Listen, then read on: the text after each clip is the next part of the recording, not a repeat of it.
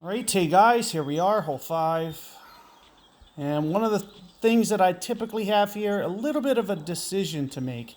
If this wind was pointed a little bit more north, I might go up to here, get this in the wedge range. I'm a little on the fence to do this with this wind. You know, first off, I don't want to get this in between clubs, so I want to make sure if I do go up here, that it does get up to the wedge range. So it's a really tough call here. I'm on the fence about doing this. I guess I'll just do it, especially since I don't have any drops. If I already had a drop, maybe I'd just, play it a little bit safer. Because one of the things that I don't want to do is I don't want to put it in between clubs. So you'll see that I won't go aggressive because I don't know if it specifically that it's going to get to wedge range. And I want to make sure that it is wedge range if I do this. Otherwise, you're going to see me just play out in the fairway like I've been doing on 1, 2, 3, all those holes. But I do believe I'm going to make it. I don't like that headwind. I would have rather it been a side. You got to keep in mind Atlas is losing a bunch of yards. So I don't use it very much. But I can go recoup the yards back. Unfortunately, Hive is missing some, so we might have to go hip. So hip 71. I'm not well versed in hip. So I'm almost half tempted in this situation to go Zeus from the front, which means, more of a roll-up shot. Because I'm worried my Hive at 86, only 6 yards, I'm not going to be able to get behind that pin. And, that Hive, until it gets to a 7, you're a little bit, in between. But if I do want to still go backspin, we can do it with hip.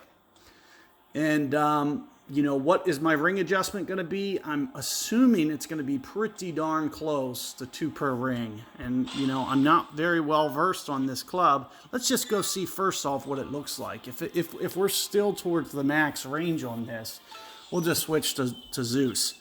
But the reason that I do like the backspin shot is it's a little bit more controlled.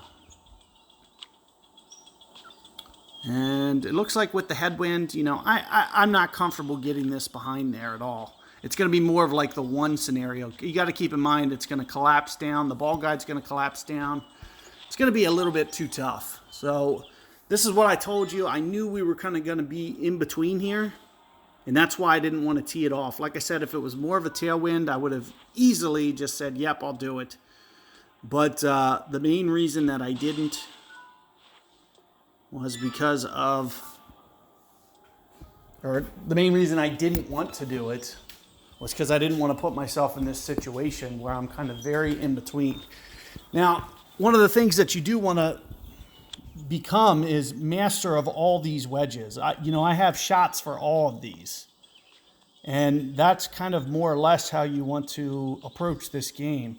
Now, you got to keep in mind, once this gets very close to max club, it's going to really start to check up. So you're going to see that I'm going to play my ball guide very aggressively. You'll see I'm even playing it through the hole because I know it's going to collapse down significantly. Now, in terms of my ring adjustment, I'm at least 3 times wind, minimum. So I know I need to go at least 14.7 rings, minimum. And I'm even thinking of going just a little bit more into 15. That's 15 exact, maybe 15 and a half. 15 and a half, maybe a tad heavy. Maybe just stay just a little bit light of that. So just a hair less than 15 and a half. And let's just see how this comes in. Oh, I'm like 0.1 short. We probably just needed right on that 15 and a half. I told you I wanted to stay just a little bit light. And unfortunately, we just edged the cup. But you can see how much that ball guide can press down. You can see I barely got to the hole. But that's how you have to make those wedge shots. So that way it doesn't ricochet off the pin, come in too hot, stuff like that.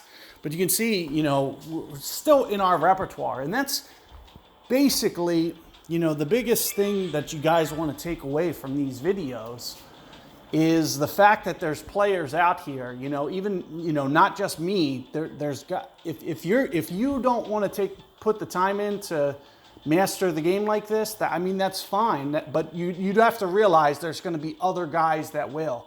So regardless if I have, you know, a grid on or not, you can see it's just my knowledge of all the shots that is just so well versed and, you know, well rehearsed. And, you know, I always have a shot for everything. So that's one of the major things that you want to take away from this. So good luck there, guys. I'll see you guys on 6 momentarily.